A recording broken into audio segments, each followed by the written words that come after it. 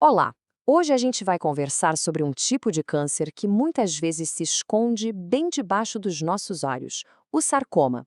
Ele é raro, complexo e começa justamente naqueles tecidos que dão forma e movimento para o nosso corpo. Vamos entender direitinho como ele funciona. Para se ter uma ideia do quão raro ele é, o sarcoma representa menos de 1% de todos os cânceres em adultos. Mas olha, esse número pequeno esconde uma história muito maior, principalmente quando a gente muda o foco da faixa etária. E aqui a gente vê o contraste que é impressionante. Em crianças e adolescentes, esse número dá um salto para cerca de 15% de todos os cânceres. Essa inversão é dramática e já mostra de cara que o sarcoma não é uma doença única, exigindo abordagens completamente diferentes dependendo da idade. Então, onde é que um sarcoma se forma exatamente? Diferente de outros tipos de câncer que começam em órgãos como o pulmão ou o fígado, os sarcomas nascem nos tecidos que conectam tudo: ossos, músculos, gordura, cartilagem, basicamente na estrutura que sustenta o nosso corpo. Bom, a nossa análise vai seguir 5 passos. Primeiro, a gente entende a complexidade do sarcoma. Depois, vamos identificar os sinais, ver como é feito o diagnóstico, explorar os tratamentos mais modernos e, por fim, olhar para o futuro e os cuidados necessários. Vamos lá. Primeira parte, identificando os sinais. O primeiro passo em qualquer jornada de saúde é perceber que alguma coisa está diferente. E no caso do sarcoma, saber o que procurar é simplesmente fundamental. Os sinais podem variar bastante, viu? Nos tecidos moles, o grande alerta é um caroço que não para de crescer e que muitas vezes nem dói no começo. Já nos ossos, o sintoma clássico é uma dor bem profunda, persistente, que não melhora com descanso e pode até piorar durante a noite. Isso nos leva a uma regra de ouro, que está aqui bem destacada. Qualquer caroço que esteja crescendo dia após dia precisa de uma avaliação médica especializada. Não importa se dói ou não. Ignorar esse sinal pode atrasar um diagnóstico que é crucial. Certo, vamos para a segunda parte, o diagnóstico. A partir de uma suspeita, como é que os médicos transformam essa incerteza em uma resposta clara? Bom, o caminho até o diagnóstico é um processo bem definido. O processo é super metódico.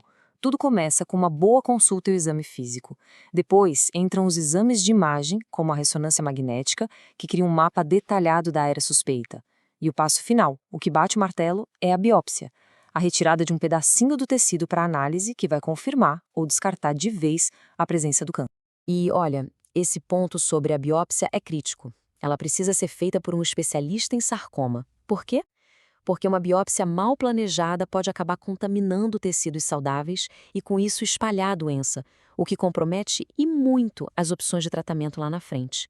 A primeira chance é a melhor chance, e ela começa exatamente aqui. Terceira seção, estratégias de tratamento. Com o diagnóstico confirmado, o próximo passo é montar o plano de ataque. E no caso do sarcoma, isso nunca é trabalho para uma pessoa só. É uma estratégia de equipe, um esforço conjunto. A base de quase todo o tratamento de sarcoma é a cirurgia. O objetivo aqui não é só tirar o tumor, não. É crucial retirar também uma margem de tecido saudável ao redor dele, como se fosse uma limpeza de segurança para garantir que absolutamente nada fique para trás. Mas a cirurgia raramente joga sozinha. A quimioterapia, por exemplo, é uma arma-chave contra os sarcomas ósseos e também quando a doença já se espalhou.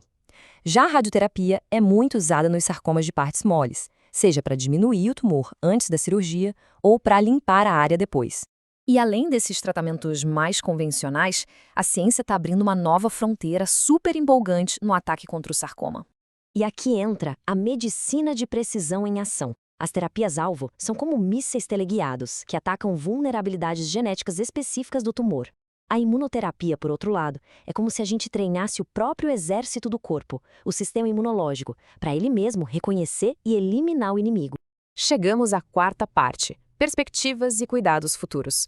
O fim do tratamento é um marco gigantesco, mas a jornada não termina ali. Vamos ver o que esperar e por que o acompanhamento é tão importante. Se a gente olhar os números gerais, a taxa de sobrevida em 5 anos para sarcomas fica em torno de 68%. É importante lembrar que isso é uma média de mais de 70 tipos diferentes de sarcoma. Mas há um ponto de partida que mostra que a maioria das pessoas vai ter um bom resultado. Mas o que de fato define o prognóstico de cada um? 4 fatores são chave. o quão cedo o câncer foi descoberto, o quão agressivo ele é, ou seja, a velocidade com que as células se dividem, onde ele está no corpo e, claro, como ele respondeu ao tratamento. E isso nos leva à mensagem talvez mais importante para quem sobreviveu a um sarcoma. O acompanhamento médico é para a vida toda. Essa vigilância contínua, com consultas e exames regulares, é a melhor ferramenta para garantir a saúde no longo prazo e pegar qualquer problema o mais cedo possível. E para a gente fechar, fica uma reflexão. Nós estamos na era da medicina personalizada, em que é possível tratar um câncer com base na sua impressão digital genética. A grande pergunta é, como isso vai mudar o futuro do tratamento não só do sarcoma, mas de todas as doenças raras? A resposta para isso está sendo escrita agora, enquanto a gente conversa.